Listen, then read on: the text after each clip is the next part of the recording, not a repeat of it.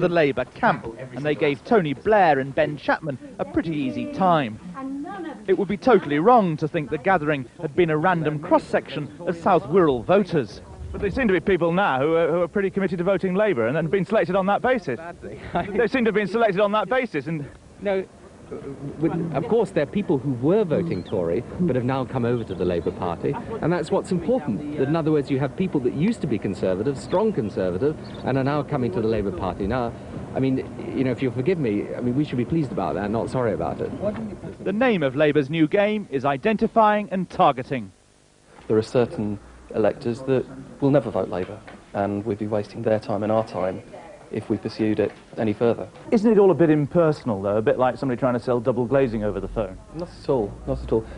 Once people realise that we're not selling double glazing, we're not selling anything, we're interested in talking to them about politics, people are refreshingly keen to enter into a dialogue with us.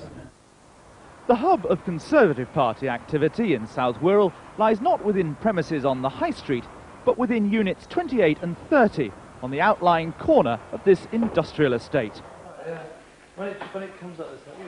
Much of the Tory effort has been into direct mail, sometimes targeted at particular sections of the electorate, but this week every voter in South Wirral, apart from known Labour supporters that is, received a letter from the Education Secretary, Gillian Shepherd. But judging from several reams of blank letters lying on the floor, Mrs Shepherd actually signed the letter long before she, or rather somebody else, got round to writing it. I see round the corner there was a letter there, it had Gillian Shepherd's signature at the bottom. Does that mean that she sort of puts her signature on the letter and then you can write what you like above it? Indeed, we can't write what we like above it. The Secretary of State would have to approve exactly what that letter said. But yes, ministers have in the past, and will continue, I'm sure, to be penning their signature to letters on certain subjects. So you sort of draft it and fax it down to her office and say, this is what we suggest you should say? Not personally, but I'm sure that that will be the general gist of how it would happen, yes. Like Labour, the Conservative campaign here also supplements its traditional street work with extensive telephone canvassing, though the Tories seem rather reluctant to let us see it. At first they said we could, then changed their minds. Labour say the calls for Les Byram come from way outside the constituency. They are done from individuals' homes up and down the country, because a lot of people want to ensure that we win this election. But dark nights and long distances prevent them from actually coming here to help. And one of the ways they can do that very easily is by telephone canvassing from the comfort of their own front room. So people in Tavistock or Kent might be ringing the voters of South Wirral and canvassing them? Yes, indeed, they might. Explain more. By-elections are full of occupational hazards, as the Liberal Democrat candidate Flo Clucas found this morning in an encounter with a hospital patient who seemed particularly keen that she should drink his cup of tea. Now, do you have sugar in it? Yes. No, I don't, so I'll have to give it you back. I'm sure.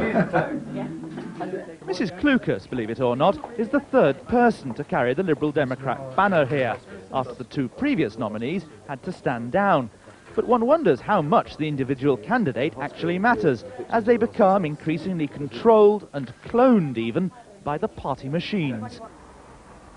Take the curious tale of these two Liberal focus leaflets.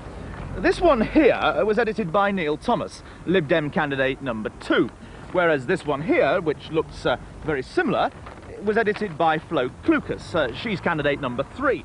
And what they have to say is remarkably similar.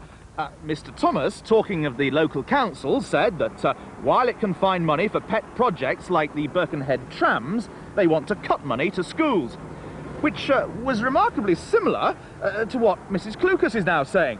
While it can find money for pet projects like the Birkenhead trams, they want to cut money to schools.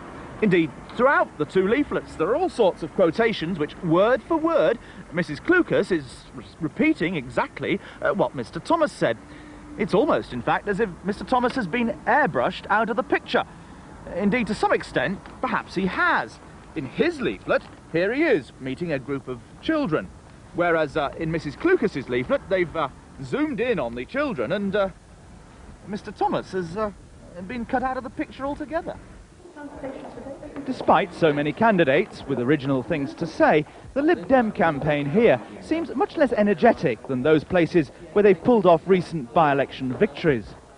But your campaign seems much more low-key than it is in places where you've actually won. I'm taking that as a personal insult.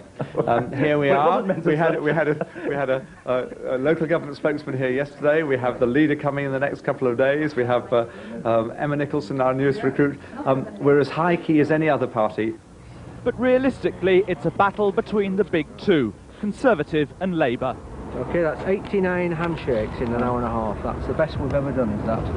And as they press the flesh and press the telephone buttons, they're left with the daunting thought that no more than 6 weeks afterwards, they've got to come back and do it all again. Poor things. Now, a man who invented a device